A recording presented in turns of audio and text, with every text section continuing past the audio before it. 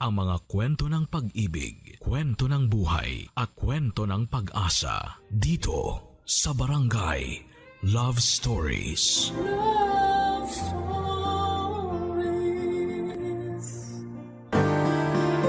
Ang pakikipagkompromiso sa ating karelasyon ay napakahalagang bagay upang magtagumpay ang isang pagsasama. Hindi lang ikaw ang dapat na nagpapasaya kung meron kang masasaktang isa. Ikaw, kabarangay, marunong ka bang makipagkompromiso? Dear Papa Dudut, good day po sa inyo at sa mga avid listeners ng Barangay Love Stories. Ako nga pala si Ana, 34 years old at taga Quezon City. Matagal-tagal na rin po akong nakikinig sa programa ninyo online man o sa radyo. At napagdesisyonan ko nang ang sumulat sa inyong istasyon upang ibahagi ang kwento ng buhay ko na sana'y kapulutan ng aral at inspirasyon ng mga kabarangay natin. Magsisimula ang lahat noong taong 2024. That time, 5 taon na akong single. Sinabi ko talaga sa sarili ko noon na hinding-hindi na ako magbo-boyfriend dahil nga sa masalimuot ang huli kong relasyon. Niloko, inutangan, at sinaktan lang naman ako physically, verbally at emotionally ng huling partner ko. Kaya nga dala na rin ng trauma. Hinanda ko na ang sarili ko na maging matandang dalaga. Ngunit mapaglaro ang kapalaran, Papa Dudut. Dahil kung kailan hindi ko naman hinahanap ang pag-ibig, ay ako naman ang nahanap nito nang dumating sa buhay ko si Max, Papa Dudut.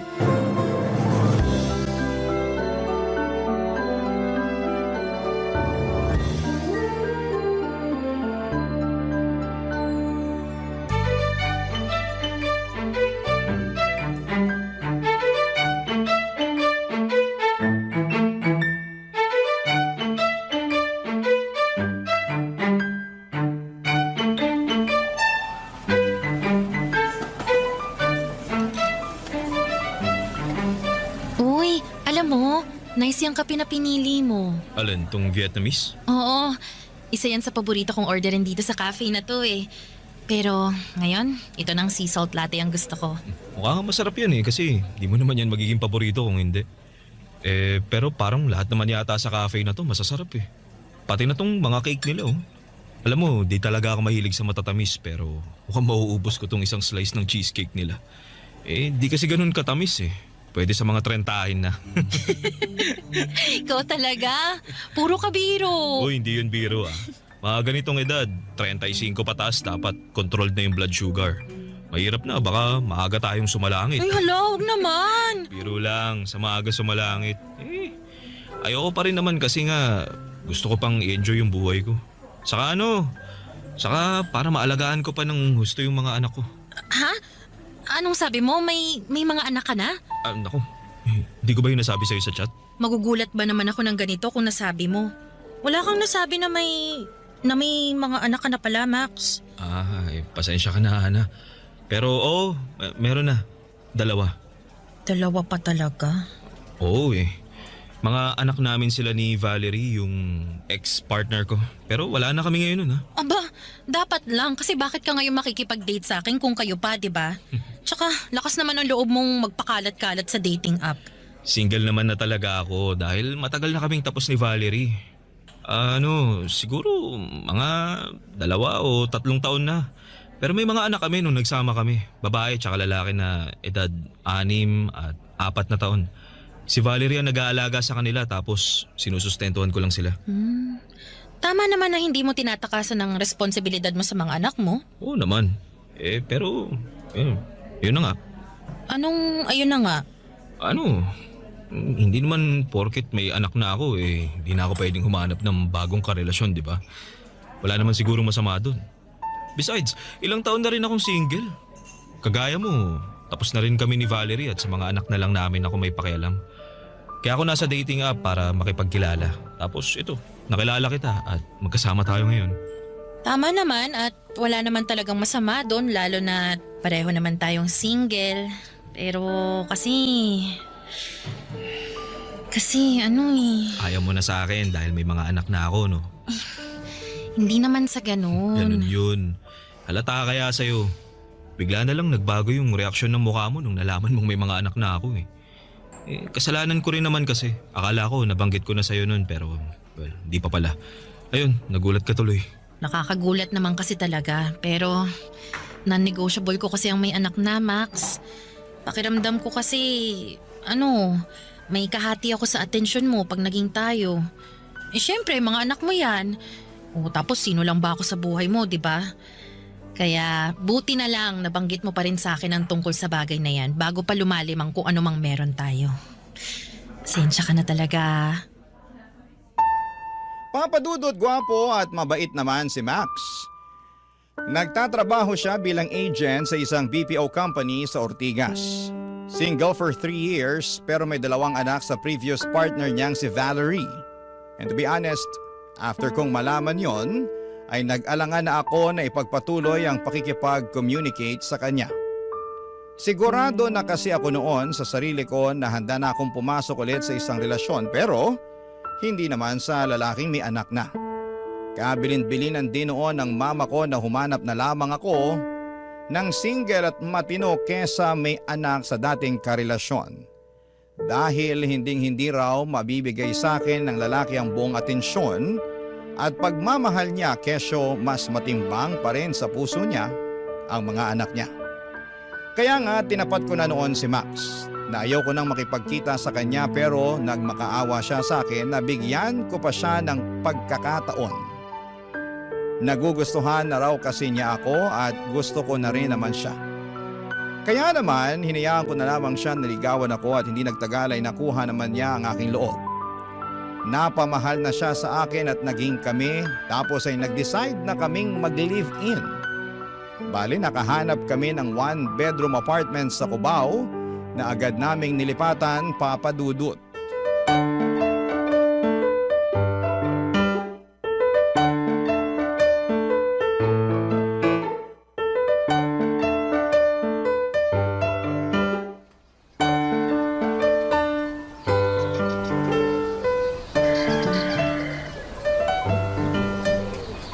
Yes po. Tawag na lang po kayo pag nasa gate na kayo ng subdivision namin. Opo. Ipakausap niyo na lang po sa akin yung gwardiya para papasukin kayo. Opo. Salamat po. Sino yung kausap mo, Ani? Yung magde-deliver ng mga binili nating furniture last time sa mall. Ngayong araw na ba yon? Ang bilis nilang mag-deliver, ha? Oo naman. Sabi naman sa'yo, di ba, mabilis lang sila kaya nga gustong-gusto ko rin bumili. Ay, sa wakas, magmumukha ng bahay tong apartment natin. Malalaman na natin ang mga gamit. Excited na ako. Oo nga eh. Ako rin, excited na rin ako. Basta, ako nang bahala sa pagbubuhat at pagtutulak, ha? Oo naman. Huwag mo kong aasahan dyan kasi tingnan mo nga tong katawan ko. Patpatin. Kumpara naman sa'yo na malaki yung mga muscle mo. Oo nga eh. Kayang-kaya nga kitang buhatin eh, di ba? Gusto mo sample? Huwag mo nang tangkain, tatamaan ka sa akin. Tsaka, bakit mo ako bubuhatin? Ano ko, bata? Uy, bakit? Bata lang ba ang binubuhat? Para sa akin, oo. Tsaka mamaya baka masyado tayong malibang tapos biglang tumawag na lang sa akin yung magde-deliver. Speaking, ayan na yata. Kunin ko lang yung phone ko para masagot ko na. Ay, nako. Hindi naman pala sa akin yung nagre-ring. Mukhang sa akin yata yun. Teka, kunin ko lang, ha. Oh. Si Valerie? Ha? Bakit siya tumatawag? Ayun, di ko alam eh. Buti pa, sagutin ko muna. Sige. Hello, Valerie. Bakit ka napatawag? Max? Max, nasan ka? Ha? Bakit? Nandito sa sa apartment namin ni Ana. Bakit? Anong sabi niya? Teka, ila-loudspeaker ko para marinig mo. Pwede bang pumunta ka rito sa ospital? Ite-text ko na lang sa iyo yung address. Ha? Bakit? Sino nasa ospital? Yung bunso natin. Ano nangyari sa kanya? Mamaya ko na lang ikukwento. Hinahanap na ako ng doktor eh. Ako lang mag-isa rito. Pumunta ka na, please. Hinahanap ka na rin ng anak natin eh. Kanina pa siya, papa ng papa. Please, Max, kailangan ka ng anak natin. Oo, sige, pupunta na ako. I-text mo sa akin yung address ng ospital ha. Hintayin niyo ako. Sige, salamat. Aalis ka? Oo kailangan daw ako ng anak namin. Pero kailangan din kita rito. Paparating na yung delivery truck. Paano ko bubuhatin yung mga gamit dun? Magpatulong ka na lang muna sa kanila. Bayaran mo na lang. Pakisiyuan mo, ikaw na muna ang bahala. Pasensya na Han, pero kailangan ko talagang umalis eh. Narinig mo naman, di ba? Nasa ospital daw yung bunso namin, tsaka hindi ko alam kung bakit kaya kailangan kong pumunta dun. Wala naman akong magagawa eh. Mukhang alis ka na talaga, eh di sige, umalis ka na. Ana, please, intindihin mo naman sana ako. Anak ko na yung pinag-uusapan dito. Papa Dudut, bago ko sinagot noon si Max ay ilang ulit niyang sinabi sa akin na hindi ko raw magiging kahati sa kanyang atensyon ng mga anak niya. At naniwala naman ako dahil nga mahal ko na siya ng mga panahong yon. Pero iba pa rin pala kapag may mga biglaang sitwasyon katulad na lamang noong emergency na nangyari sa anak nila ni Valerie. Kaya kinailangan niyang pumunta sa ospital. Dahil sa labis na pag-aalala sa kalagayan ng anak niya ay iniwan ako ni Max. At hinayaan na ako lamang ang umasikaso sa paglipat namin. Sakto pa naman na dumating noon yung truck na nagkakarga ng ilang malalaking furnitures na binili namin sa mall noong isang araw. Ako lang tuloy ang nagmaniobra noon para maipasok sa bahay. Nagpatulong na lamang ako sa driver at pahinante para mabuhat ang malalaking gamit. Buti at nasa ground floor lang naman kami. Nagtip na lamang ako sa kanila pero ako na lang mag-isa ang nag-ayos ng mga yon sa loob ng apartment namin. Pagod na pagod ako, Papa Dudut. At masama rin ang loob ko sa nangyaring biglang pag-iwan sa akin ni Max. Nang araw na yon, Papa Dudut. Barangay Love Stories. Barangay Love Stories. Papa Dudut, nag-sorry sa akin si Max pagka-uwi sa apartment namin dahil sa biglaan niyang pag-alis. Tapos ay sinabi niya sa akin na okay na raw ang anak niya na noon ay nalaglag sa hagdanan kaya nabalian ng buto sa binti. Gusto ko sanang magtampo pero nakonsensya naman ako dahil na-aksidente nga ang anak niya. Kaya naman inunawa ko na lamang. Pinalagpas and eventually ay nagkaayos din kami ni Max. Nangako si Max na babawi sa akin at ganun nga ang ginawa niya. May isang araw na siya ang naging pudong abala sa pag-aayos ng mga gamit sa apartment namin. Gumawa siya ng mga cabinet, nagpintura, nag-set up ng mga karagdagang furnitures na binili namin online at kung ano-ano pa. Isang araw pareho kami noon na may lakad ng work-related. Ako ay may meeting sa labas kasama ang mga kaibigan ko para sa negosyong pinaplano namin. Samantalang si Max naman ay may shift. Nagbago kasi noon ang schedule niya na dating panggabi. Palis na kami noon ng apartment nang biglang dumating si Valerie kasama ang mga bata.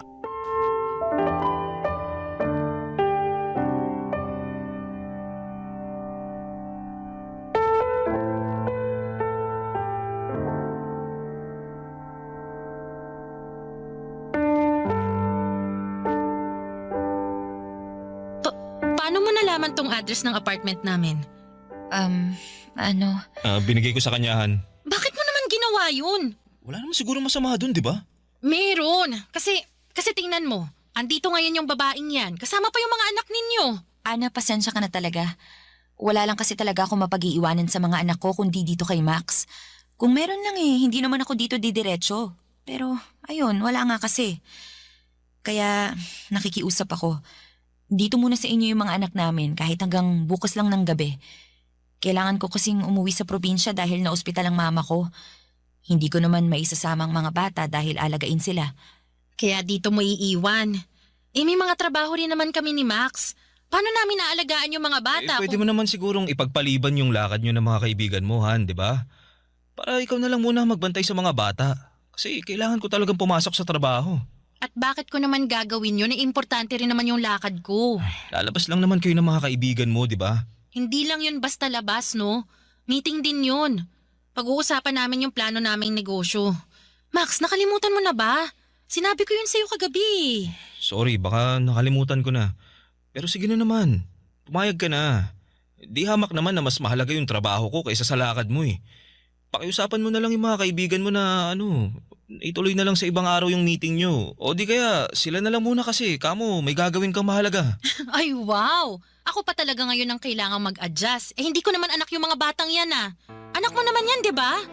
Please, Han. Huwag mo nga ako matawag-tawag na Han. Nanggigigil ako sa'yo. Max, kung ayaw ni Ana na alagaan yung mga bata, aalis na lang kami. Hindi. Dito mo na sila iwanan. Sabi mo wala ka mapag-iiwanan sa kanila, di ba?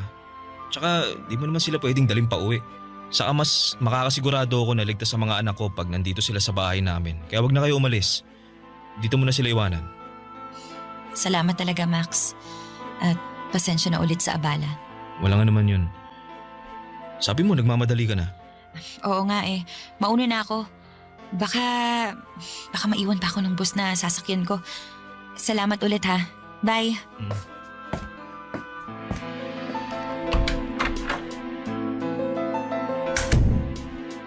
Ganon na lang yun?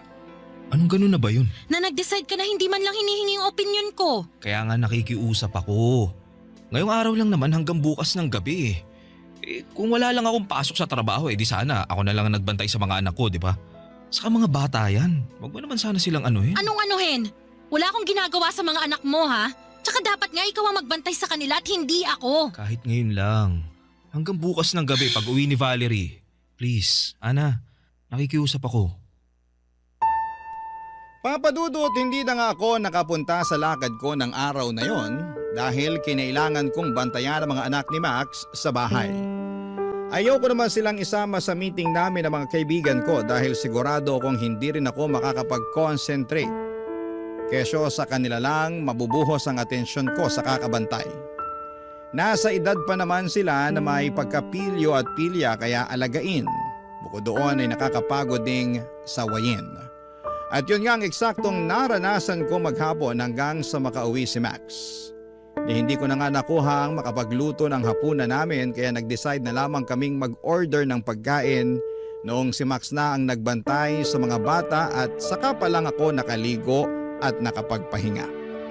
Tandang-tanda ko pa na aburido ako noon at naiiyak na lamang sa labis na pagod habang nasa banyo. Pagkatapos kong maligo, napatulog na ni Max ang mga anak niya, saka ko siya kinausap kung ano ang plano niya sa mga bata. Sinabi lang niya sa akin na sa bahay muna namin ang mga anak niya hanggang sa makabalik si Valerie. Kaya nga buong weekend ako ang naging nanay ng mga batang hindi naman nanggaling sa akin. Noong kinuha na ulit ni Valerie ang mga anak niya ay nakahinga na ako ng maluwag. May tampo pa rin ako kay Max dahil sa pinag-alaga niya ako sa mga anak niya. Pero that time ay malapit na ang birthday niya. Kaya sinantabi ko na lamang yon at nagpatuloy ako sa plano kong out of town namin. Isang araw bago ang karawan ni Max, pinakita ko sa kanya ang plane ticket for two at booking ng hotel sa Boracay bilang regalo ko sa kanyang kaarawan, Papa Dudut.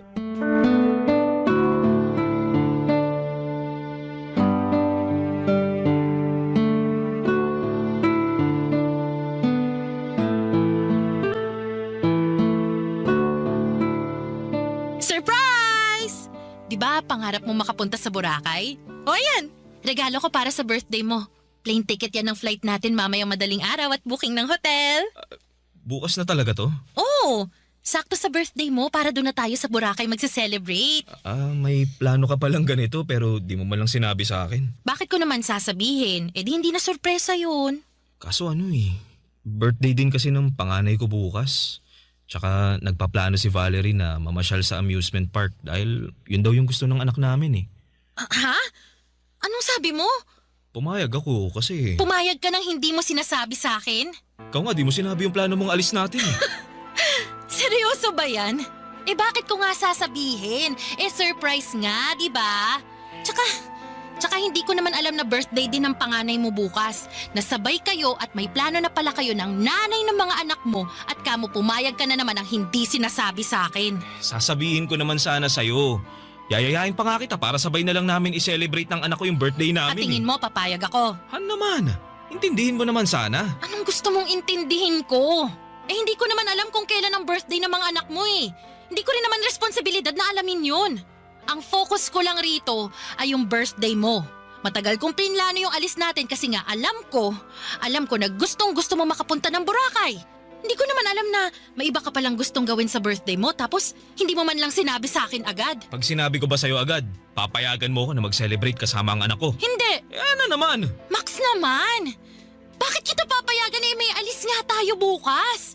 Ayan na yung ticket oh! Bayad na yan! Bayad na rin yung booking ng hotel. Bukas na yan eh, hindi ka naman makaintindi. Gusto ko lang naman makasama ang mga anak ko sa birthday namin. Ay na lang ulit kasi yun mangyayari simula nung naghiwalay kami ni Hindi Valerie. ko na siguro problema yun, di ba? Please naman oh. Kahit para lang sa anak ko. Anong kahit para lang sa anak mo? Eh paano na ako? Baka nakakalimutan mo. Nangako ka rin sa akin na ako ang magiging prioridad mo. Tsaka ayan na nga yung plane ticket at booking ng hotel oh. Anong gusto mong gawin ko? I-cancel ko yan. Sayang naman yung nagastos ko dyan, Max. Ikaw kasi. Dapat sa susunod, kung may plano kang ganyan, sabihin mo sa akin. Paulit-ulit na lang tayo ah. Hindi mo ba talaga naiintindihan yung punto ko? Naiintindihan ko naman. Naiintindihan, pero pinipilit mo yung gusto mo. Halata naman na ayaw mong umalis at mas gusto mong mag-celebrate ng birthday nyo ng anak. O sige na, sige na. Kakausapin ko na lang si Valerie. Sasabihin ko na wrong timing dahil may lakad tayo. Siguradong malulungkot nito yung anak namin. At baka nga sumama pa yung loob nun sa akin na tatay niya pero bahala na. Mapuntahan lang natin yung gusto mong puntahan nang di masayang yung ginastos mo. Ay wow ah. Masaya ka na. Sana masaya ka na. Hirap sa'yo, di ka mapakiusapan eh. Papa Dudut, hindi ko naman siguro responsibilidad na alamin ang PEDSA ng kaarawan ng mga anak ni Max para makapag-adjust ng schedule namin. Dahil labis na dapat or labas na dapat sila sa anumang gusto naming gawin. At yon ang pinaintindi ko sa boyfriend ko kahit na ako pa ang magmukhang masama. Hindi naman sa inaagawan ko sila ng moment na magkasama, pero dapat ako ang priority ni Max dahil ako na ang kinakasama niya. Ang ending, natuloy naman kami ni Max sa trip namin sa Boracay pero halata sa buong biyahe na hindi naman siya masaya. Bihira lamang siyang ngumiti, madalas ay sa pilitan pa. Lagi rin siyang aburido at hindi ko rin siya mayaya sa mga activity na gusto ko sanang gawin naming magkasama. Gusto lang niya sa hotel kesyo pagod daw siya pero may sa ilang beses ko siyang nahuli na nakikipag-video call sa mga anak niya. May pasabi-sabi pa nga siya na sana raw ay magkakasama sila sa mga oras na yon. Barangay Love Stories. Barangay Love Stories. Papa Dudut, imbes na magalit ng husto ay kinausap ko si Max kung ano ba talaga ang gusto niyang mangyari sa relasyon namin at relasyon niya sa mga anak niya. Pinaalala ko rin sa kanya na nangako siya sa akin noon na ako at ang relasyon namin ang priority niya. Sunod na lamang ang kanyang mga anak. Pero lumalabas kasi na ako ang nagmamakaawa sa atensyon niya. Nagsorry sa akin si Max at sinabi niya sa akin na nami-miss lamang niya ang mga bata. Na di na raw yon mauulit, ganito, ganyan. Kaya naman inunawa ko ulit siya sa hindi ko na mabilang na pagkakataon. Inisip ko na baka nga sabik lamang siya sa mga anak niya simula noong naghiwalay sila ni Valerie. In short ay nagpaka-bigger person ako. Hinayaan ko silang mag-bonding na magtatay at kung minsan ay sumasama pa nga ako. Para na kaming isang buong pamilya noon at napagtanto ko na mas magiging mabuting tatay si Max sa sarili naming anak.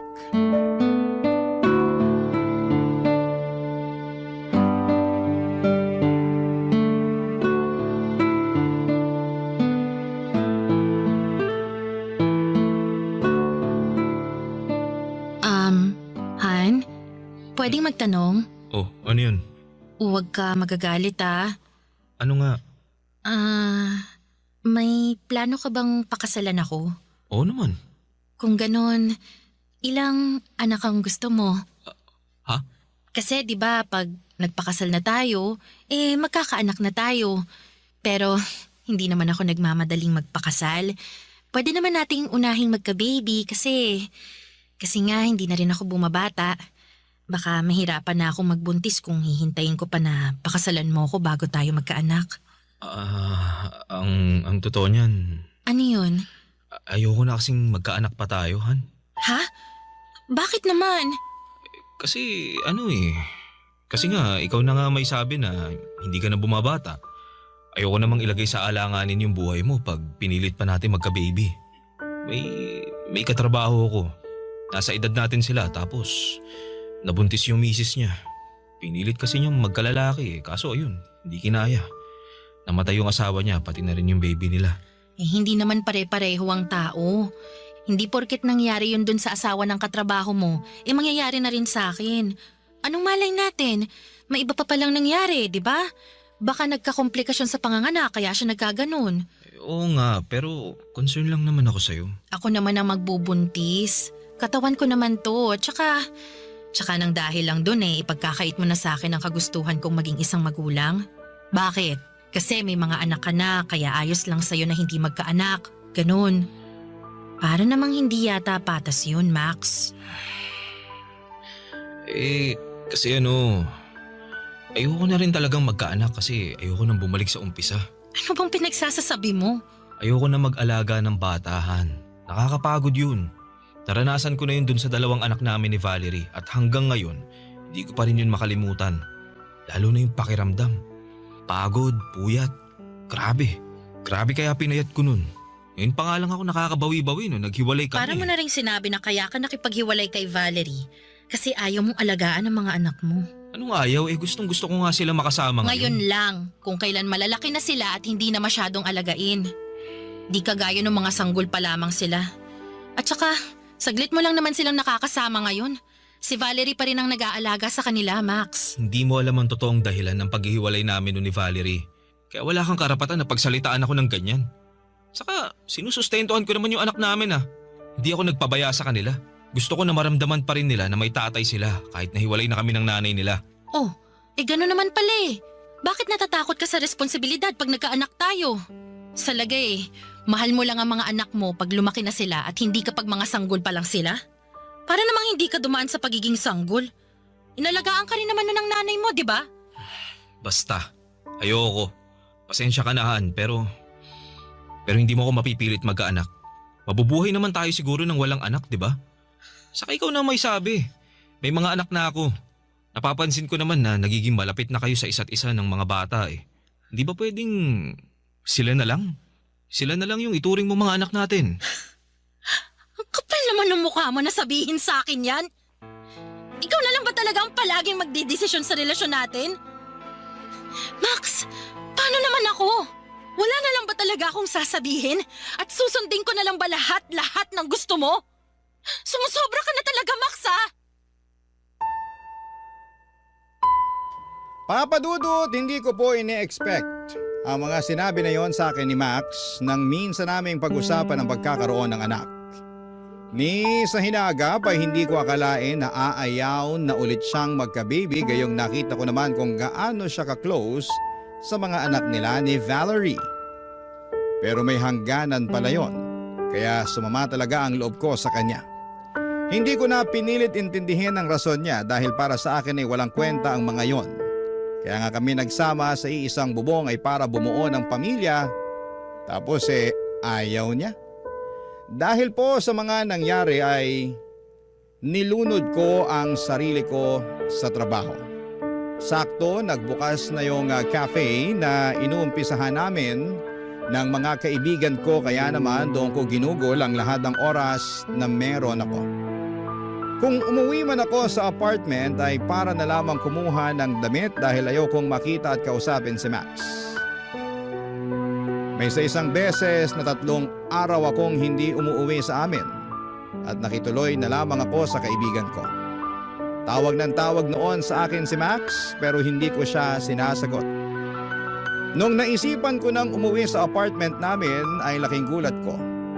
sa naabutan ko, Papa Dudut.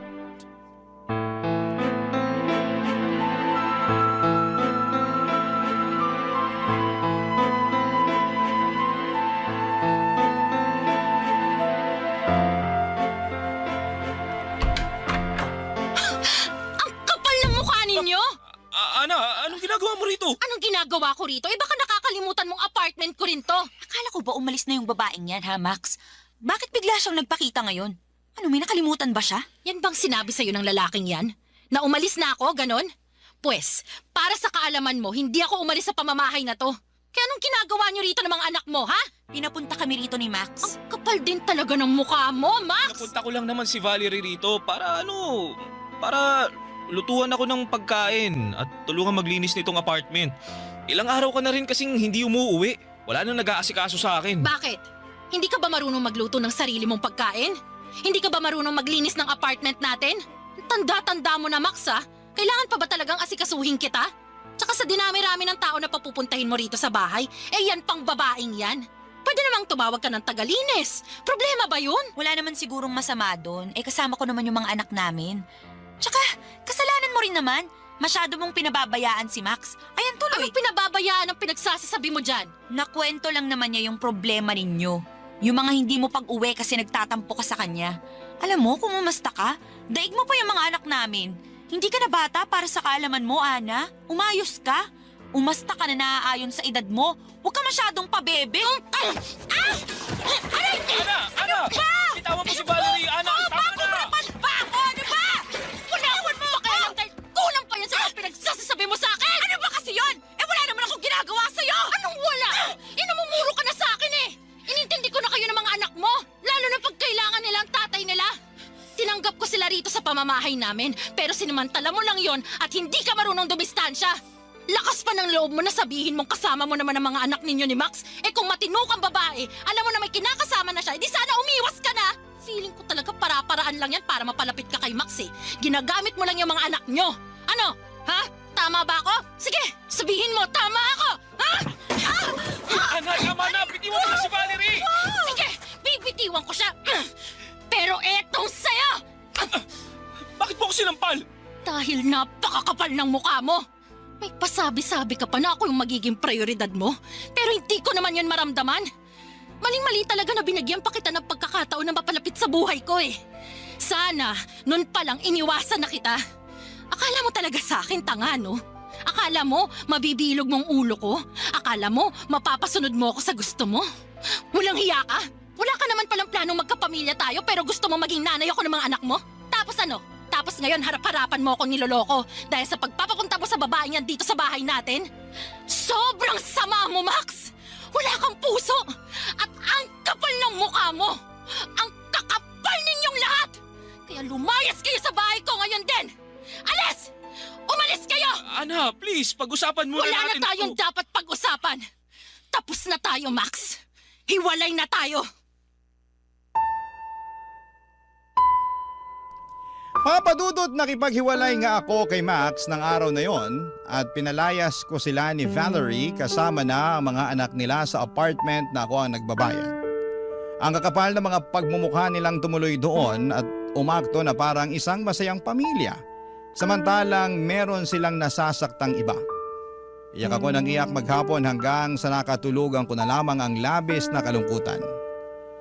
Hindi nga nagtagal ay nabalitaan kong nagkabalikan sila Max and Valerie. Muli na naman akong umiyak at nasaktan nang malaman ko yon, Papa Dudut. Pero hindi ko na planong habulin pa ang dati kong kasintahan. Dahil alam ko na simulat sa Paul, wala na talaga akong laban lalo na at may mga anak sila. Dapat talaga na hindi na ako noon nagpadala sa matatamis niyang salita. Di sana ako nasaktan. Dahil wala naman akong ginawang masama. Sa kasalukuyan, Papa Dudut ay nag-move on na ako at masasabi ko namang maayos ang disposisyon ko sa buhay. Umalis na rin po ako sa apartment namin ni Max at inubos ko na lamang ang oras ko ngayon sa business namin ng mga kaibigan ko.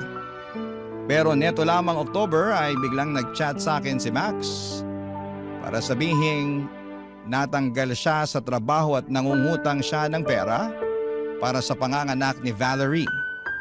Hiyang-hiya raw siya sa akin pero wala na akong pakialam sa kanya. Sinabihan ko siya na huwag na niya akong kakausapin kahit kailan.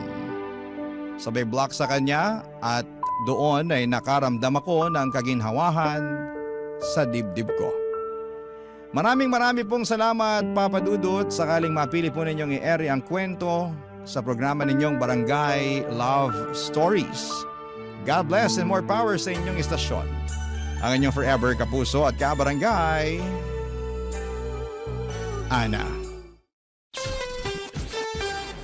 Ano ang masasabi mo sa ating Barangay Love Stories today? Aabangan namin yan sa aming comment section. Barangay Love Stories. Love Stories. Sa mga taong hindi natin magustuhan, kahit na anong pilit sa mga sarili natin, may mga taong sadyang mabigat ang dugo natin. Kahit wala pa man din silang nagagawa sa atin. Ikaw kapuso, naranasan mo namang magalit sa ibang tao kahit na wala namang ginagawang mali sa'yo.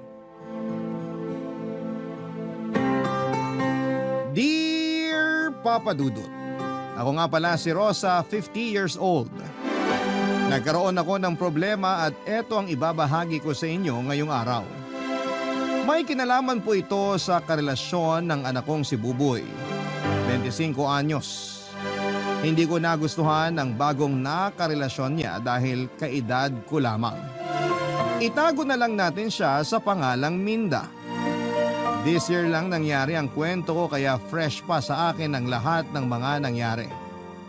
Nag-iisang anak namin ang asawa kong si Vic si Buboy kaya lahat ng pagpoprotekta ay ginawa namin para sa kanya. Inuna namin siya sa lahat ng bagay, lalo na kung alam naming mas kailangan niya. Spoiled sa amin si Buboy, lalo't siya lamang ang aming anak. Hindi nyo naman kami masisisi dahil wala kaming ibang tao na mapagbubuhusan ng pagmamahal noon. Hindi na ako pinalad pa na magkaanak at mabigyan ng kapatid si Buboy. Nagkaroon ng problema sa aking obaryo. Kaya naman tinanggap na lang namin ang asawa kong si Vic na kay Buboy lang namin paiikutin ang mundo namin. Lahat ng gusto ni Buboy ay binigay namin sa kanya. Maging masaya lamang siya sa piling naming mag-asawa. Kahit mga bagay na tinututulan namin ay nagawa pa rin namin siyang pagbigyan. Kahinaan naming mag-asawa si Buboy. Hindi namin siya magawang tanggihan kahit na masama ang loob namin. Iba pa rin kasi ang pakiramdam kapag nakita mong masaya ang anak mo sa pagsabi mo ng oo sa kanya. Hindi na nga rin siya nagtuloy sa kolehiyo dahil nakatamaran na niyang mag-aral. May kahinaan sa utak ang anak kong si Buboy kaya kailangan niya ng gabay. Pero hindi namin siya napilit na ipagpatuloy ang pag-aaral dahil hindi na raw talaga niya kaya. Hindi man namin sinang-ayunan yon ay wala na rin kaming nagawa, Papa Dudut. Akala namin ay doon lang kami magkakaroon ng problema sa anak namin. Hanggang sa pinakilala na nga niya sa akin ang karelasyon niyang si Minda. Isang bagay na hindi ko po inaasahan. Kakarating ko lang noon sa bahay isang hapon ng Lunes nang ibalita sa akin ni Buboy na meron na siyang karelasyon.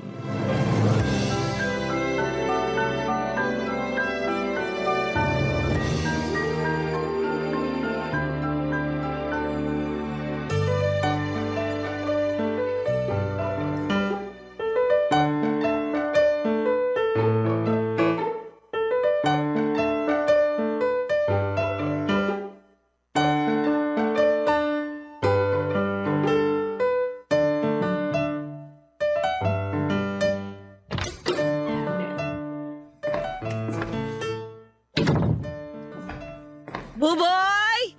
Vic! Asan kayo? Nay, nandyan na po pala kayo. Nasaan ang tatay mo? Hindi pa po dumarating. Baka naipit na naman po sa traffic. Oh, kumain ka na ba? Kinain na po namin ni Minday na tira nating ulam kaninang tanghali. Minda? Girlfriend ko po. Talagang hindi na kayo nagkabalikan ni Melody? Nay naman. Isang taon na nung naghiwalay kami. Umaasa pa rin kayo na magkakabalikan kami? Akala ko kasi pang forever na kayo eh. Si Minda na ang forever para sa akin. Naku ganyan din naman ang sinabi mo nung kayo pa ni Melody. Iba si Minda. Mature mag-isip, hindi toxic, bihira kung tuyuin. Oy sige, basta masaya ka at hindi ka niya sasaktan, walang problema sa akin. Kailan mo ba siya ipapakilala sa amin ng tatay mo? Ngayon na po. Ngayon na? May kinakausap lang siya sa cellphone niya sa kwarto ko. Palabas na rin siya. Buboy, okay na ako. Ayan, sakto. Nay, ipapakilala ko lang si Minda. Girlfriend ko. Minda, nanay ko. Ikaw si Minda? Opo, magandang gabi po. Wag mo na akong puin. Parang magkaedad lang naman tayo eh. Mas matanda naman po kayo, Nay, ng ilang buwan. Kaya nga ang sabi ko, wag na akong puin. Pero di kayo mukhang 50 ha? 50 ka talaga? As in 50 years old? 5 at saka 0? Alam ko nakakagulat yung age difference namin ni Buboy pero... Hindi mo may imagine ang gulat ko. Pag magkasama naman kami, parang kaedad ko lang siya eh. Parang kaedad mo. Ikaw yung nagmumukhang 50. Ganon. Si nanay talaga. Paano ba kayo nagkakilala? Teacher ka ba ni Buboy nung elementary o high school? Dentista ka ba niya? Nay! Okay lang Buboy, normal lang sa mga nanay na magtanong ng ganito. Nakaka-relate ka ba? Ilan na ba ang anak mo?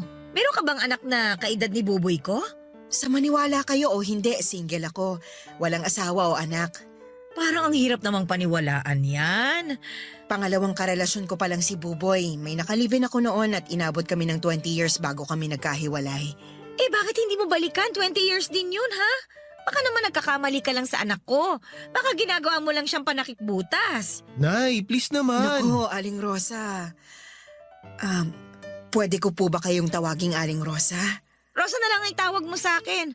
Pero huwag ka magkakamaling dagdagan ng mama o kaya tita, ha? Rosa, wala na akong balak bumalik sa ex ko.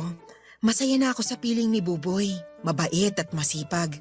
Napalaki niyo siya ng maayos. At sana huwag mong sirain. Uy, Nay!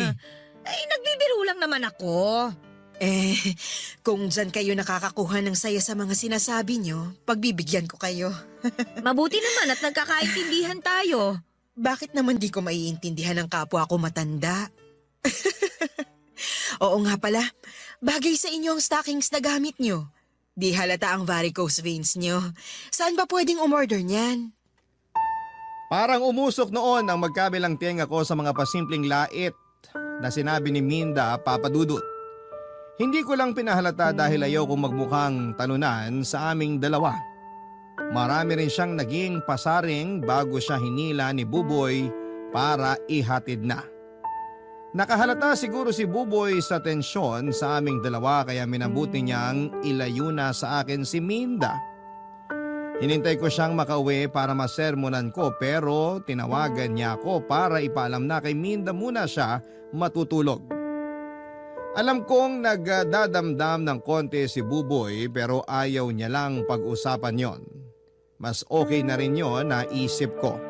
Kaysa naman mag-init kaming pareho at mauwi pa kami sa away na mag-ina. Hindi na rin ako nakakain after nang umalis silang dalawa dahil nawala na ako ng gana. Sinubukan ko manood ng TV pero lumilipad ang utak ko noon. Binuksan ko ang radyo para makinig ng music pero ganun pa rin ang mga nangyari. Wala pa rin ako noon sa hulog dahil sa nangyari sa aming tensyon ni Minda. Nag-overthink na rin ako at kung saan-saan napunta ang isipan ko. Natakot ako na baka ilayo ni Minda si Buboy sa akin. 10:00 na ng gabi nang makauwi noon ang asawa kong si Vic, Papa Dudut. Nakailang tawag ako sa kanya nung umalis na Buboy pero hindi naman niya sinagot. Kaya mas lalo ako nainis dahil kailangan ko ng kakampi pero wala ang asawa ko. Hindi ako nakatulog kaagad at sinadyang hinintay ang pagdating ni Vic. At dumating na nga siya bandang 10:00 na at mukhang napagod sa trabaho at sa traffic. Kung normal na araw, baka hinayaan ko siyang magpahinga muna para makabawi ng lakas. Lalo't alam kong may trabaho pa siya kinabukasan. Pero hindi ko kayang ipagpaliban ang isyu ko sa relasyon ni Buboy at Minda. Kinailangan ko nang sabihin kay Vic ang lahat para makakuha naman ako ng simpatya at kakampi. Pinagtimpla ko muna siya ng kape at pinagdala ng damit na pangbahay. Noong naubos na niya ang kanyang kape at naisuot na niya ang pangbahay, hinarap ko na siya para ibalita ang mga nangyari. Ramdam na noon ni Vic na may masama akong balita dahil hindi ko naman siya madalas pinagdadala ng pangbahay at pinagtitimpla ng kape kung wala lang.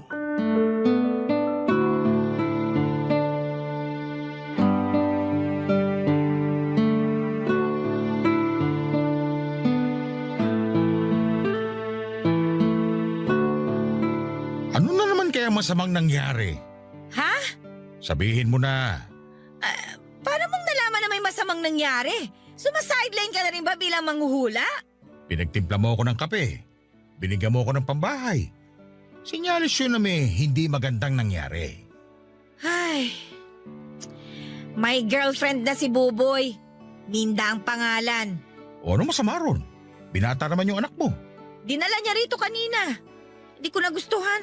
Ganyan naman kayo mga nanay eh. Lagi kayo hindi boto sa mga babaeng dinadala ng mga anak niyong lalaki. Iba to, Vic! Ganyan ka rin kay Belo din nung unay pakilala siya sa atin ni Buboy. Isang linggo ko lang siyang hinusgahan, ha? Nagustuhan ko rin naman siya pagkatapos nun. Di ba nga, lagi ko pa siyang pinadadalhan ng medyas at panty tuwing birthday niya. O ano bang maliro sa karelasyon ni Buboy ngayon? Hulaan mo! Hindi ako sumasideline bilang manghuhula. Sabihin mo na lang sa akin. Kasi nawawala na epekto ng paracetamol na ininom ko. Sasakit na naman tong ulo ko. Kaedad natin yung bago niyang girlfriend. 50 na rin? Ano ba akala mo sa atin? 60 years old? Kinaklaro ko lang naman. Mali yun eh. Kung hahanap si Buboy ng karelasyon, dapat kaedad niya o mas bata sa kanya. Hindi yung tipong kabatch pa natin ng elementary. Hindi yung mga kasabay pa natin papunta kay San Pedro. Ano bang magagawa natin? Na-inlove si Buboy eh. Ay, nabulagan siya kamo. Baka may mommy issue si Buboy kaya siya pumatol sa kaedad natin. Hindi kaya may lihim na sama ng loob si Buboy sa akin? At ginagamit lang niya si Minda para gumante? Kailangan kong masabihan si Minda para magkahiwalay sila. Ano ba nakakatawa doon? Seryoso ako, Vic, ha? Masaya lang ako na nakikita kang praning. Nanay ka nga talaga. Pero dapat tandaan mo, nasa tamang edad na si Buboy. May karapatan na siyang pumili ng taong mamahalin niya. Ah, ganon. Sige, magkampihan kayong mag-ama. Hubarin mo na rin yung damit mo para maibalik ko na sa cabinet. Matulog kang walang suot. Kabaging ka sana hanggang Sabado. Rosa naman, akala ko hinihingi mo opinion ko. Hinihingi ko, nakampihan mo ako. Ay, talaga bang 50 anyos na si Minda? Oo nga! Nakikita ko na ang punto mo. Dapat kanina mo pa nakita. Hindi ngayon matapos kung hilingin na kabaging ka. Hindi nga naman magandang kaedad natin ang karelasyon ni Buboy. Hindi maganda para sa ibang nakakakita. Ayan, tama ka dyan. Asan ba si Buboy na mapagsabihan ko? Wala siya rito sa bahay. Doon daw matutulog kina Minda. Napansin siguro na naglalaitan na kami ng pasimple ng girlfriend niya kanina. Nilait ka nung Minda? Aba, hindi naman pwede yun. Dapat yan ang una mong sinabi. Hindi naman ako papayag na laitin ka ng kahit na sino. Ay dapat nga. Yan nga ang una kong sinabi. Ay, nakakainis talaga. Hayaan mo, kapag bumalik dito yung Minda na yon, pagtulungan natin. Hahanap tayo ng mali sa itsura niya. May varicose veins na rin ba siya? Eh, malay ko. Pero yung sa akin, napansin niya. Napansin niya yung varicose veins mo? Eh di ba yun na itatago ng stockings mo? Kung maaga ka lang sanang dumating, narinig mo sana kung paano niya bastusin itong mga ugat ko. Kung alam ko lang na ngayon siya ipapakilala ni Buboy, eh di sana nagpajama ako o kaya nagmaong na pantalon para hindi niya nakita ang mga ugat ko sa binti na nagmumura sa galit.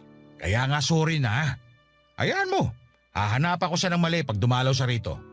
Hindi siya lalabas ng bahay nang hindi nagagalusan ang pagkatao niya. Aba dapat lang! Hindi mo na ba ako patutulugin ng hubad hanggang Sabado? Hindi ako pwedeng kabagin eh. May mga meeting ako hanggang Friday.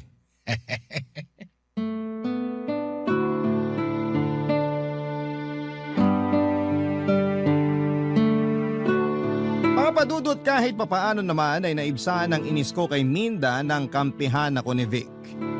Alam kong hilaw ang naging pagkampi niya sa akin pero ayos na rin yon para sa akin. Gusto ko lang din talaga na may mapagsabihan noon ng sama ng loob ko. Nagtimpla ko ng gatas after ng pag-uusap naming mag-asawa tungkol kay Minda. Nagbago kami ng pag-uusapan para naman hindi ko maidala sa pagtulog ang galit ko. Kaya lang din naman ako pinalad na hindi yon maidala sa kama. Dahil noong nakahiga na kaming mag-asawa ay naalala ko na naman ang inis ko kay Minda. Sinubukan kong ibahin ang iniisip ko pero bumabalik-balik pa rin si Minda sa diwa ko. Napabangon tuloy ako para pumunta ng kusina para magtimpla ng tsaa, baka sakaling mapakalma ako. Pero hindi yon naging effective sa akin. Parang lumala pa nga noon ang inis ko. Sinubukan kong tawagan si Buboy pero hindi niya sinasagot. Nag-text ako sa kanya na sagutin niya pero hindi siya nag-reply. Baka nga naman kasi nakatulog na sila ni Minda. Baka rin naghaharutan sila noon kaya hindi niya magawang sagutin ang text o tawag ko. Dahil sa iniisip kong yon ay mas lalo tuloy akong nagalit. Lumabas ako ng bahay para magyosi. May tinago kong yosi sa gilid ng paso malapit sa may pintuan. Hindi naman ako mayosi ng tao, Papa Dudut, pero nagyoyosi lamang ako kapag sobrang stress na ako. Hindi yon alam ng pamilya ko at wala naman akong balak na sabihin ang bisyo kong yon. Doon pa lang ako kumalma nang makahit-hit na ako ng 3 beses, Papa Dudut. Nakadalawang yosi ako bago tuluyang kumalma ang mga ugat ko sa ulo. Nagpasya na rin akong bumalik sa loob ng bahay. Nag-toothbrush muna ako at nagpahid ng ointment para pangtago sa amoy ng yosi na kumapit na sa akin. Nagpalit na rin ako ng damit at saka ako nagbalik sa kwarto, Papa Dudut. Inamoy ko muna ang sarili ko at nang panatag na akong wala ng bakas ng yosi sa katawan ko, ay saka ko na tinabihan ang asawa kong mahimbing na natutulog noon. Barangay Love Stories. Barangay Love Stories. Papa Dudut, mula sa unang pagpunta ni Minda sa bahay ay hindi na ulit yon nasundan. Pakiramdam ko ay nasindak siya sa mga sinabi ko. Naramdaman niya marahil na hindi ako boto sa kanya at pinagpasalamat ko naman yon. At ilang araw din na hindi sumakit ang isipan ko sa kakaisip sa relasyon nila ni Buboy. Pinagdasal ko nga na sana ay natauhan na si Buboy dahil sa mga sinabi ko. Sana naliwanagan na siya na hindi sila para sa isa't isa. Hindi ko lang talaga ma-imagine noon na sila ang magkakatuluyan dahil sa layo ng agwat nila. Kung bakit naman kasi sa dami ng mga babaeng nagkagusto sa anak ko ay bakit doon pa sa kaedad ko? Kahit sino naman sigurong ina ay papalag, hindi ba? Papa Dudut, hindi namin napag-usapan muli ni Buboy ang tungkol kay Minda. Pareho kaming nag-alangan na mabanggit isa man sa pag-uusap namin si Minda. Nakaramdam na rin ako na medyo paiwas na rin si Buboy sa akin. Pero normal lang naman yon sa amin kapag may mga hindi kami napagkakasunduan. Inasahan kong lilipas din ang tampo niya sa akin at pagkailang. Kapag na-realize niyang tama ako sa mga sinabi ko kay Minda tungkol sa kanya. Inakala kong matatahimik na ang buhay naming pamilya dahil wala na akong balita pa kay Minda, Papa Dudut. Inassume ko talaga na hiwalay na sila kaya hindi na rin pumupunta sa bahay. Hanggang isang araw, nilapitan ako ni Buboy para sabihing ipapakilala na niya si Minda kay Vic. Nanlaki ang mga mata ko dahil sa pagkabigla. Pinagsabihan ko siya kung bakit biglaan siyang magsasabi ng ganon, buong akala ko ay hindi na sila natuloy. Napailing na lamang si Buboy at sinabing busy lang sa trabaho si Minda kaya hindi na siya naulit dumalaw sa bahay. Wala na rin akong nagawa nang mag-decide si Buboy na papuntahin na si Minda sa day off mismo ni Vic. Nainis ako dahil wala akong nagawa para kontrahin yon. Hanggang sa sumabit na nga ang araw na kinakatakutan ko. Nagkaharap na kaming buong pamilya kasama si Minda.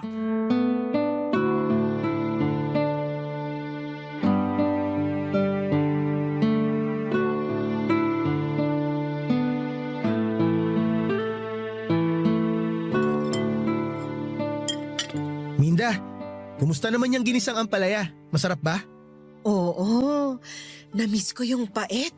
Sobrang pait. Makakatulong to sa dugo ko. Ikaw bang nagluto? Ako ang nagluto. Kaya naman pala. Anong kaya naman pala? Kaya naman pala. Masarap. Mas plastic pa sa timba. Ano po yon? Sabi ko, wag mo na akong puin, di ba? Tandaan mo, magkaedad lang tayo. Sorry ha. Minsan kasi nakakalimutan ko lalo kapag napapatingin ako sa legs mo. Joke lang. Saan ka nga pala nagtatrabaho, Minda? Nagmamanage ako ng online flower shop sa ibang bansa. Flower shop? Parang yung kay Buboy din pala, no? Bale tay, isa po ako sa sales representative ng flower shop na yon. Si Minda po yung boss ko. Mapera ka pala, Minda. Kaya naman pala. Kaya naman pala... Kaya may pang-maintenance ka. Maintenance? Hindi pa ako nirarayuma tulad mo. Pero kung sakaling tamaan ako, sabihin mo kung anong gamot mo ha, para makamura ako. Maintenance sa itsura ang ibig kong sabihin. Pero kung gusto mong pag-usapan ng rayuma, huwag ka mahihiya ah. Tayo-tayo lang naman ang nandito. Pwede ka namang umamin. Hindi naman kabawasan sa pagiging matanda mo kung sumasakit ang mga tuhod mo, di ba? Ano bang aaminin eh? Alam nyo ba tay na may biniling lupa si Minda sa Laguna? Malawak at maraming mga puno na namumunga ng prutas. Merong nyog, lansones, guyabano, may rambutan din. Matutuwa kayo tay. Balak namin ni Buboy na magpagawa ng tilapia farm doon sa lupa naming yon. Lupa nyo? May ambag ka ba ron, Buboy? Wala po, pero ako naman po magbabantay sa construction habang busy si Minda. Bala ko na rin po mag-resign para makapag full time ako dun sa lupa namin. Lupa ni Minda. Hindi nyo lupa. Nakakahiya naman anak. Wala kang ambag dun. Hindi kita pinalaki para angkinin ang lupa ng ibang tao. Angkinin mo na lang yung lupa ng lola mo sa Surigao. Makipag-away ka sa mga pinsan mo. Hindi kita pipigilan. Lupa namin ni Buboy yon. Binili ko yon para sa amin. Tsaka lang magiging legal sa inyo yon kapag kinasal na kayo. Sa ngayon, baka pwedeng sa'yo lang muna yung lupa. Thank you na lang sa offer, ha? May masama ba kung i-share ko yung properties ko kay Buboy? Boyfriend ko naman siya. Ay wala namang masama. Masyado lang kasing maaga para mag-share kayo ng mga ganyan. Hindi naman yan parang ulam lang na pwedeng i-share eh. May share pa rin naman ako, Nay. Ako nga yung magbabantay sa construction. Bali yun yung pinaka-share ko. Uy, ano bang alam mo sa construction? Kwarto mo nga hindi mo maayos eh. Ilang beses ko nang pinapagawa sa yung bintana mo, pero wala pa rin. Hindi ba, Vic? Ha? Isa ka pa eh. Hindi ka ba nakikinig? Nagtatalo na kami rito sa lupa, pero ikaw dyan... Hindi ko rin kasi alam kung bakit kailangang pagtalunan yung lupa ko eh. Ako naman ang bumili nun. Kaya nga! Kaya dapat hindi mo sinasabing lupa ninyo ni Buboy. Ikaw lang naman ang bumili nun eh. Papaasahin Rosa. mo lang tong anak ko. Kapag nagkahiwalay na kayo, nganga na siya. Buboy anak, marami tayong lupa sa paso. Makontento ka na lang muna ron. Sino po bang nagsabi sa inyo na maghihiwalay kami ni Minda, Nay? Kakasimula nyo pa lang. Huwag mo na magplano ng mga ganyang bagay. Kilalanin nyo muna ang isa't isa. May tsansa pa na na makakilala ka ng mas compatible sa'yo. Yung bang kaedad mo at saka... Hindi yung kaedad nyo. Naintindihan ko kayo. Alam ko namang una pa lang, di na kayo boto para sa akin kay Buboy dahil sa agwat ng edad namin. Hindi ko yun mamasamain. Vic, hindi ba may sinasabi ka nung nakaraan? Mabuti pa, tapusin na lang natin itong kinakain natin para makapagpahinga na tayong lahat. Vic! Mukhang di ko na rin mauubos tong ampalaya. Masyado nang pumapait eh. Baka ma-high blood na ako. Mauna na rin ako para di maabutan ng ulan. Tara na, Buboy. Nagmadali na ngang umalis sina Minda at Buboy, Papa Dudut. Tinanong ko si Buboy kung anong oras siya makakauwi pero sinabi niyang doon na lang muna siya kina Minda matutulog. Naramdaman kong may tampo si Buboy sa akin pero hindi niya pinahalata sa harapan ni Minda. Nakangiti naman si Minda na nagpaalam kahit alam kong napipilitan lamang. Nawala na ako ng gana sa kinakain ko. Hindi makatingin noon sa akin si Vic dahil alam niyang galit ako. Niligpit ko na ang mesa kahit kumakain pa si Vic. Pinaramdam ko sa kanya ang galit ko dahil wala man lang siyang tinulong para mapagkaisahan namin si Minda. Ang ayos pa ng usapan namin noon na kakampihan niya ako. Sinabi pa niyang siya na ang bahala kay Minda. Umasa ako na tototohanin niya ang sinabi niyang paghihiwalay niya ang dalawa pero hindi naman yon nangyari. Nagdadabog ako noon habang naguhugas ng plato. Nakabasag na nga ako ng 2 pinggan at 1 baso. Nahalata naman yun ni Vic at niyakap ako patalikod. Mas lalo lamang ako nagalit imbis na kumalma. Hinarap ko siya para pag-usapan namin ang pangiiwan niya sa akin sa ere. Hindi lang daw siya nakasingit sa usapan namin ayon kay Vic. Masyado raw akong pinangunahan ng emosyon at hindi na raw ako nakapag-isip kaya lumala ang sitwasyon. Nagalit ako lalo kaya yung bula mula sa hinuhugasan ko pinahid ko sa noo niya. Pinagugas ko siya ng pinagkainan at ako naman ay pumanhik na sa kwarto para mag-check ng BP ko. Na-high blood ako sa mga nangyari, Papa Dudut. Sinubukan kong tawagan si Buboy para pauwiin para makapag-usap kami. Sinabi naman niyang uuwi na lamang siya bago magtanghali kinabukasan. Wala na rin akong nagawa kundi ang pumayag na lamang dahil baka mas lalong magtampo sa akin ang anak ko. Noong natapos naman si Vic na maghugas ng pinagkainan ay pumasok na rin siya ng kwarto. Nilambing niya ako at nagsorry dahil sa pag-iwan niya sa akin sa ere. Nagkunwari akong nagtatampo pa pero nawala yon lahat ng sinabi niyang sa susunod na pagbalik ni Minda sa bahay ay magsasalita na siya. Nabuhayan ako ng loob at sinabi ko rin sa kanya na pagka-uwi ni Buboy kinabukasan ay pwede na niyang simulang siraan si Minda habang wala nga ang kontrabidang babaeng yon, Papa Dudut.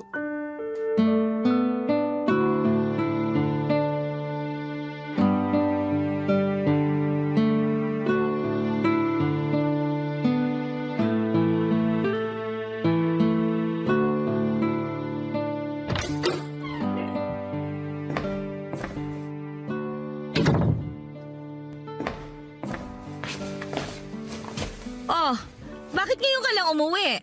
Sorry po, Nay. Si tatay po, nasan? Sabi mo bago magtanghali nandito ka na sa bahay. Pababa na ang araw ah.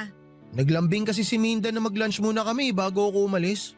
At hindi mo man lang naisip na gusto ka rin naming makasabay magtanghalian? Niluto ko pa naman ang paborito mong adobong atay at balon-balunan. Pwede naman po akong kumain ulit. Konti lang din naman yung kinain ko kanina. Buboy, kararating mo lang ba? Vic, pagsabihan mo nga itong anak mo ha. Hindi tumutupad sa usapan. Ang sabi bago magtanghalian, uuwi siya rito. Oo nga naman, Buboy. Nagluto pa naman ang nanay mo ng paborito mo. Tingnan mo na. Sorry na nga po. Ipainit nyo na po yung niluto nyo para makakain na ako ulit. Sabayan nyo ako ha. Wala na. Nagtampo na yung adobo. Si nanay naman. Talo nyo pa adobo sa toyo nyo eh. Walang nakakatawa ron, Vic, ha? Untugin ko kayo mag-ama eh. Sorry. Oh, asa si Minda? Bakit di mo sinama rito? Marami pa tayong dapat pag-usapan. Ano kasi, busy siya. May mga ano raw, parang aasikasuhin nata. Basta ganun, tungkol sa sa work. Napaghahalataan naman niyang pagsisinungaling mo, Buboy. Ayaw na niyang pumunta rito, no? Hindi po, andito nga siya kahapon, di ba? Mas mabuti pa siguro, wag na lang siyang pumunta rito sa bahay. Nay, alam ko naman na di nyo ganun kagusto si Minda para sa akin. Pero maniwala kayo, mahal ko siya. Mahal mo lang yata yan dahil may tilapia siya eh. Tilapia farm, Nay. Tsaka matagal pa po yun. Kalmahan nyo lang. Sa bagay, Kung nagawa yon, siguradong hiwalay na kayo nun. Hindi ba, Vic? Bakit po ba parang sigurado na kayo na maghihiwalay kami ni Minda? Nanay mo ako. Alam ko, ramdam ko. Pwes, mali kayo, Nay. Si Minda na yung gusto kong makasama habang buhay. Sabi na eh. Dahil talaga to sa tilapia eh. Nay, kahit walang tilapia, kahit tuyo lang ang meron siya, si Minda pa rin talaga ang gusto ko. Kaya nga gusto ko kayong kausapin ni tatay eh. Tungkol saan ba yan? Bubukod na po ako. Magsasama na kami ni Minda. Ano? Hindi pwede. Bata ka pa, Buboy. Nay, ano bang bata? 25 anyos na ako. Legal na akong bumukod sa inyo. Vic, kausapin mo nga itong anak mo. Hindi siya pwedeng umalis dito sa bahay para sumama sa babaeng yon. Para sa'yo rin itong mga bilin namin. Pero tay… Hindi ka pwedeng bumukod. Dito ka lang sa bahay. Marami ka pang kailangan matutunan bago ka umalis. Ay, Nay, tay. Pasensya na po pero buo na po talaga ang desisyon ko. Buo na rin ang desisyon namin ng nanay mo. Hindi ka aalis ng bahay. Dito ka lang. Kung gusto mo, dito na lang kayo sa bahay magsama ni Minda para makasama ka pa rin namin. Nanlaki ang mga mata ko sa huling sinabi ni Vic. Wala sa usapan namin noon na titira si Minda sa bahay namin. Hindi ko nga sinang-ayunan na bumukod si Vic or si Buboy, pero mas lalong hindi ako sasang-ayon na magsama silang dalawa ni Minda sa poder ko pa. Natuwa si Buboy at niyakap ang tatay niya, habang ako ay nakatulala at hindi pa rin makapaniwala sa pulpol na sinabi ni Vic kay Buboy. Nagmadali na si Buboy na lumabas ng bahay para puntahan si Minda at ibalita ang mga sinabi ni Vic. Hindi na rin ako nakapagsalita pa at hindi na nakahabol pa para kontrahin ang suhestyon ni Vic Papadudut. Napaupo na lamang ako at nakaramdam ng hilo. Tumaas ata ang presyon ko at agad namang napansin niyo ni Vic. Kinuhanan niya ako ng tubig sa kusina at inabot sa akin. Imbis na kunin ay tinabig ko dahil sa galit ng tubig. Nadismaya ako sa mga nangyari, Papadudut. Hindi ko itinago yon kay Vic. Pumanhig ako ng kwarto at nagwala doon. Hindi naman sumubok noon si Vic na lapitan pa ako dahil natakot na rin siya. Hindi ko talaga alam noon kung ano ang pumasok sa isipan niya para patuloyin si Minda sa bahay namin. Nag-overthink ako habang nasa kwarto. Inisip ko ang mga mangyayari kapag nasa iisang bubong na lamang kami ni Minda. Napacheck tuloy muli ako ng BP at sa tuwing naiisip ko ang pangalan noon ni Minda ay tumataas ang presyon ko. Hindi ko talaga maintindihan kung bakit mainit ang dugo ko sa kanya. Alam ko namang normal sa isang ina na maging protective pagdating sa kanyang anak na lalaki. Pero iba talaga ang galit ko kay Minda. Inisip ko na hindi naman siguro ako buntis para paglihian ng bruhang yon. Sadyang mabigat lang talaga ang loob ko sa kanya at hindi ko kayang ipaliwanag noon sa aking mag-ama dahil paniguradong ako ang talo. Nahiga ako sa kama para magpakalma. Sinubukan kong matulog pero nabigo ako. Hanggang sa narinig ko na lamang ang pagkatok ni Vic sa kwarto. Hindi ko yon pinansin, Papadudut, hanggang sa siya na ang kusang pumasok ng kwarto at nagsorry sa ginawa niyang desisyon. Papadudut. Barangay Love Stories. Barangay Love Stories. Mabilis lang na nakalipat si Minda sa bahay. Nag-arkila siya ng 2 van para ilipat ang mga gamit niya. Halos napuno na ng mga gamit niya ang bahay ko, Papadudut. Hindi man lang nagpasabi kung ano yung mga gamit na dadalhin niya. Kinailangan ko tuloy itago yung ibang mga gamit namin para lamang hindi magmukhang masikip ang bahay. Nawala na ako ng gana na makipagtalo pa dahil alam kong kakampihan din siya ni Buboy. Ayoko na noon na sumama pa ang loob ko sa anak ko kaya sinubukan kong itigom na lamang ang bibig ko. Pero sa loob-loob ko ay puno pa rin ako ng galit noon kay Minda. Alam kong mas magaganda at mas mahal ang mga kagamitang dinala ni Minda sa bahay. Pero bilang respeto man lang sana ay hindi niya hinakot lahat. Gusto kong sabihin noon na baka pwedeng ibenta o i-donate na lamang niya ang ibang mga gamit niya, pero nagpigil ako.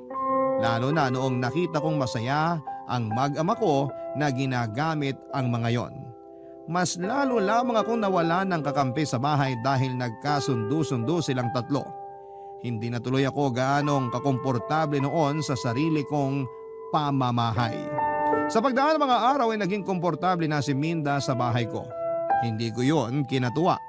Ilang oras lamang nagiging payapa ang kalooban ko tuwing nasa trabaho noon si Minda. Hindi ko alam noon kung masasanay pa ako sa sitwasyon namin. Hindi ko alam noon kung hanggang kailan ko maitatago ang inis ko. Hanggang isang araw ay nagkusa na ang loob kong ipakita ang totoong nararamdaman ko. Napadalas na ang pasaring ko kay Minda, lalo tuwing naaabutan ko siyang mag-isa. Sinusulit ko noon ang mga oras na kaming dalawa lamang sa bahay para lamang maiparamdam sa kanya ang galit ko. Nung una ay hindi lumalaban si Minda. Panay lang ang ngiti niya sa akin. Kaya sinobrahan ko pa. Hindi ko alam kung bakit gusto kong lumaban siya at nangyari na nga. Isang araw, dalawa lamang kami ni Minda sa bahay. Nag-leave si Minda sa trabaho dahil hindi maayos ang pakiramdam niya. Si Buboy muna ang nagbantay ng kanyang opisina habang nasa bahay si Minda at nagpapahinga. Wala rin noon si Vic dahil nasa trabaho. Ginamit ko na nga ang pagkakataon na yon para inisin siya. Dahil marahil ng sama ng nararamdaman niya ay hindi na rin niya napigilan pa na lumaban, Papa Dudut.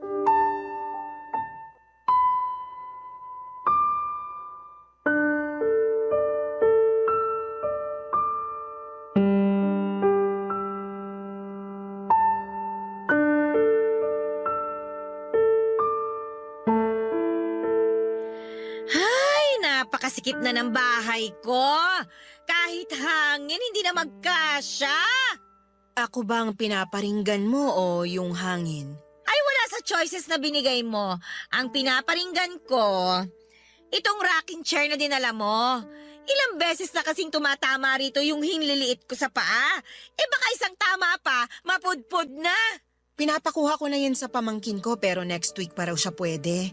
Huwag kang mag-alala. Doon na sa bahay nila mang pupudpud ng hindi liit yung rocking chair na yan. Bakit kailangan next week pa? Baka pwede ngayon na. Kahit ako na magbayad sa kukuha niyan para ihatid sa pamangkin mo. Next week pa kasi babalik yung pamangkin ko. Pasensya na ha. Akala ko kasi matutuwa ka kapag inuwi ko yan dito. Uy, bakit naman ako matutuwa kung pupudpurin niya ng hinliliit ko? Kaya nga, pasensya na eh. Yung pamangkin mo, baka gustong iuwi na rin yung sopa na nakabalandra dun sa kusina. Bagay naman yung sofa ko sa kusina natin ha. Bagay sa kusina ko? Paano bumagay? Hindi nga ako makapagluto ng maayos dahil dun eh. Puro talsik na rin ng mantika yon. Sino gustong umupo sa sopa na puro mantika? Si Buboy kasi ang nag-request ng sofa na yun na ilagay sa kusina mo. Para raw kapag nagluluto ako, uupo lang siya ron para makasama ako. Kayo na lang ni Buboy ang mag-usap tungkol doon sa sofa. Bakit pa kailangan ipaabot sa kanya? Pwede namang tayong dalawa na ang magdesisyon na tanggalin yon, di ba? Aabalahin pa natin si Buboy. Pero siya kasi yung may gustong ilagay yun sa kusina. Sa ayaw ko kasi sagabal nga sa pagluluto ko.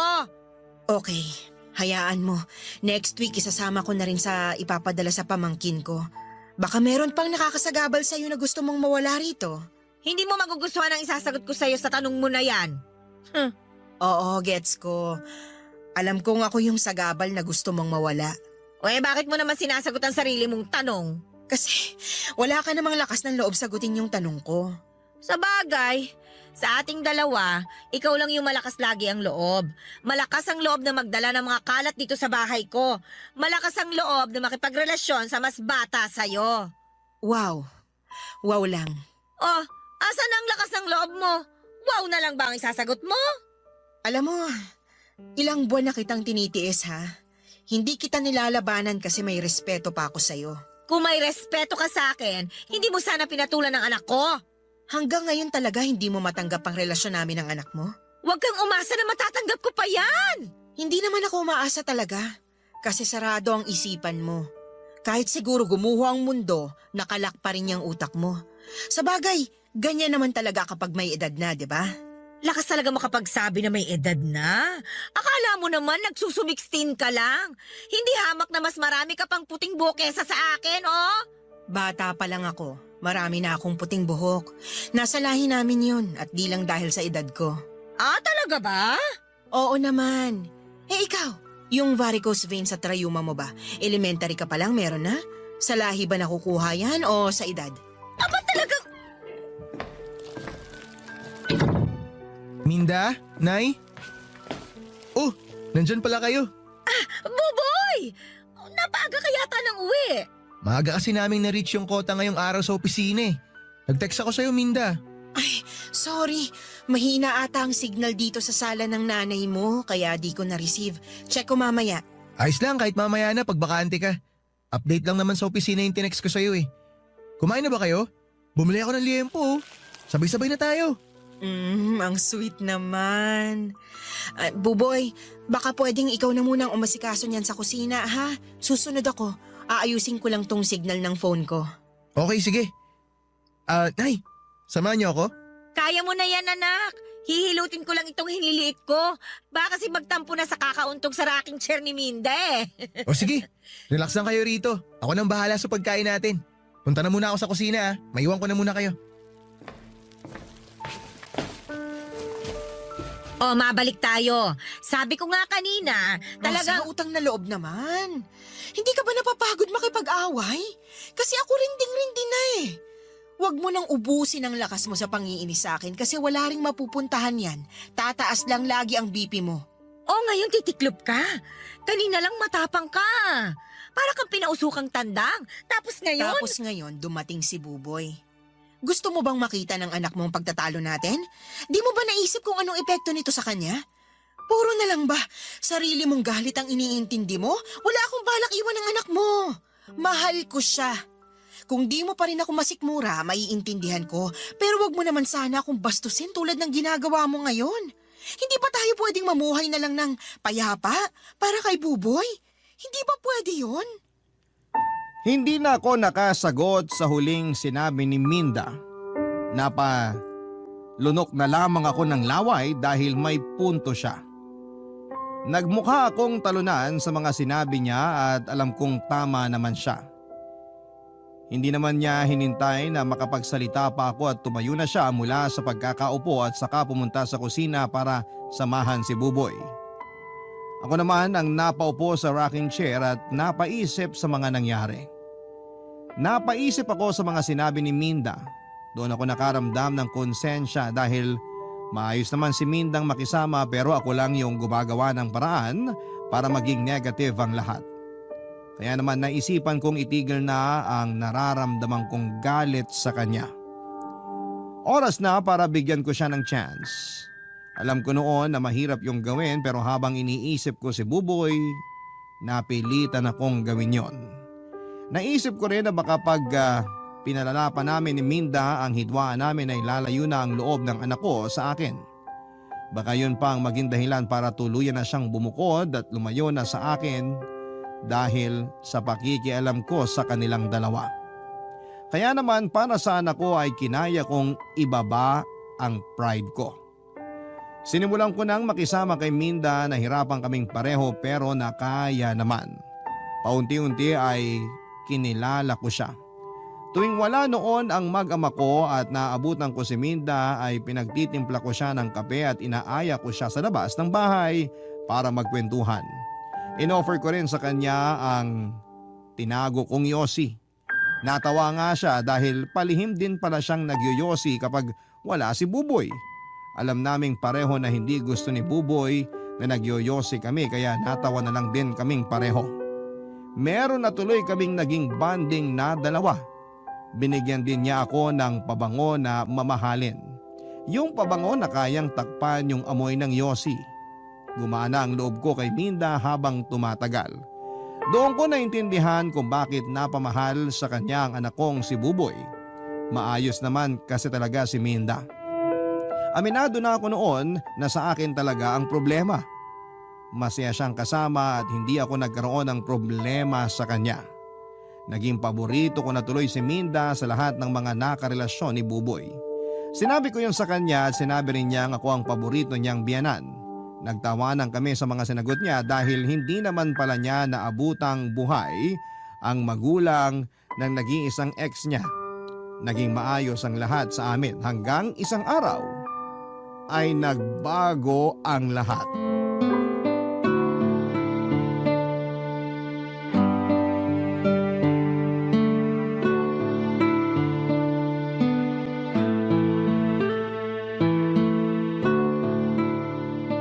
Bagong paborito ko na tong nilagang baka ni Rosa. Ang lambot ng baka. Naparami tuloy yung kanin ko. Binugbog pa kasi niya yung baka bago niya niluto. Ikaw talaga, Vic, isusumbong kita. Matagal ko nang sinumbong ang sarili ko. Gusto mo, samahan pa kita eh. Sige, next week pag di na ako busy. Baiba tayo. Busy na si Buboy sa lupa niya sa Laguna. Ang dami na nga niyang plano para ron. Hinayaan ko na lang. Ang saya rin naman kasi niyang tingnan habang ginaganahan. Masaya rin akong tignan habang ginaganahan. Hoy, ano ba? Balik naman. Para makita mo kung paano ako ganahan. Baka may makarinig sa'yo, Vic. Mamaya pang gabi ang uwi ni Rosa. Si Buboy, di ba, sabi niya, tatawag naman siya pag babiyahe na pauwi. Tara na, mabilis lang to. Sa kwarto niyo ba ni Rosa? Dito na lang tayo sa sala. Ayoko nang pumanik. Nahawa na yata ako sa rayuma ng asawa mo. Halikan ko yung tuhod mo eh. Nakakagamot ng rayuma laway ko. Sa labi ka muna. Tapos pababa sa tuhod ko. O sige, sabi mo eh. Halika nga rito. Mga hayop! Rosa! Rosa, teka lang. Walang teka lang! Wala ngang preno yung kademonyohan ninyo eh! May pahalik pa sa tuhod! Ano ka, santo? Please, hayaan mo kami mag-explain. Kahit anong explanation ninyo, wala akong tatanggapin! Rosa, makinig ka. Hindi namin to sinasadya. Hindi sinasadya? Biglaan lang ba? Parang hindi naman! Parang komportable nga ang paghaharutan ninyong dalawa eh! Hindi yan biglaan! Oo, aminin ko may katagalan na. Ang kakapal ang mukha ninyo! Rosa, umayo ka muna. Yun ang dapat sa'yo! Masakit ka! Baka mabuto tayo ni Buboy. Hindi mo yung buhok ni Minda. Ngayon, nagawa mo pa mag-alala kay Buboy? Hindi mo ba naisip yun habang nagpapalitan kayo ng laway ng haliparot ng mindang ito? Please, Rosa. Mali kami, oo. Please, tigilan na natin to. Kung kailan kayo nahuli, tsaka nyo maiisipang itigil. Sinabi ng tama na. Tigilan mo ng pananakit kay Minda.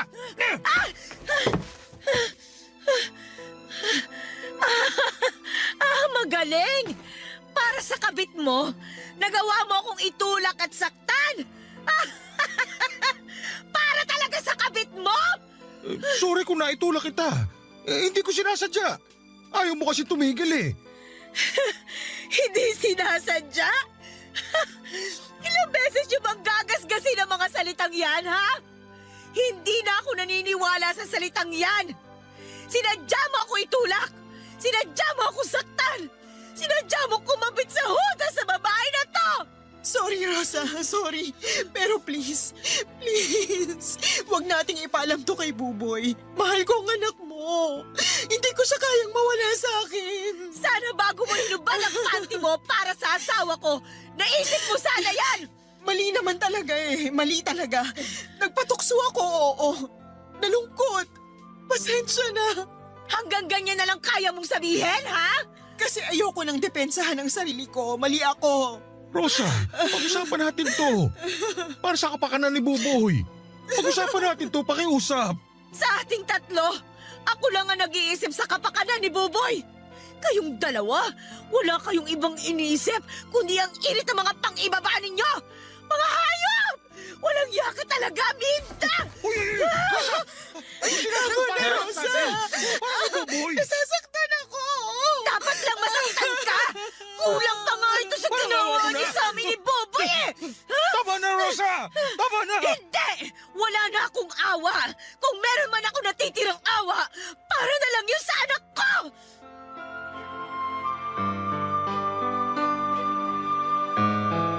Sinubukan kong kalmahin ang sarili ko nang marinig ko nang paulit-ulit ang pangalan ng anak ko. Napaiyak na lamang ako at napaupo sa sahig sa sobrang sakit ng nararamdaman ko. Hindi nagtagal ang panginginig ng katawang ko, sinubukan akong yakapin ni Vic pero sinampal ko siya ng ilang ulit. Hindi naman niya ako nilabanan dahil alam niyang deserve niya yon. Nang mapagod akong saktan silang pareho ay doon na ako kinausap ni Vic at inamin niyang matagal na silang nagkaroon ng lihim na relasyon bago pa man din maging sina Minda at Buboy. 1 buwan lang ang naging relasyon na yon dahil nakonsensya daw si Vic at na-realize niyang ako pa rin ang mahal niya. Nagalit si Minda at sinubukang gumanti. Nagpaligaw siya kay Buboy at na-fall na si Buboy sa kanya. Inakala ni Minda na paglalaruan lang niya si Buboy para saktan si Vic. Pero nahulog na rin si Minda sa kanya habang tumatagal. Inakala ni Minda na nawala na ang nararamdaman niya para kay Vic mula noong maging sila ni Buboy pero nagkamali siya. Mula noong tumira si Minda sa bahay ay nanumbalik ang pagmamahal niya para kay Vic at ganun din ang asawa ko para sa kanya. Sinubukan na naman daw nilang pigilan ng nararamdaman nila pero nahirapan sila dahil nagkalapit silang muli. Hindi naman nawala ang nararamdaman ni Minda para kay Buboy at aminado naman siyang mas mahal niya ang anak ko kesa sa asawa ko. Nadala lang daw sila ng init ng nararamdaman nila sa tuwing naiiwan silang dalawa na magkasama ni Vic. Nagkamali sila na napasunod sila ng tawag ng laman pero handa na raw nilang talikuran ang ginagawa nila. Nakiusap sila na itama ang pagkakamali nila at nakiusap silang wag nang ipaalam kay Buboy ang lahat para hindi na raw masaktan pa ang aking anak. Baka kapag nalaman daw ni Buboy ang tungkol sa relasyon ni Vic at Minda ay baka kung ano pa ang gawin niya sa sarili niya. Natakot ako habang iniisip kung paanong masasaktan ang anak ko kapag nalaman niya ang katotohanan.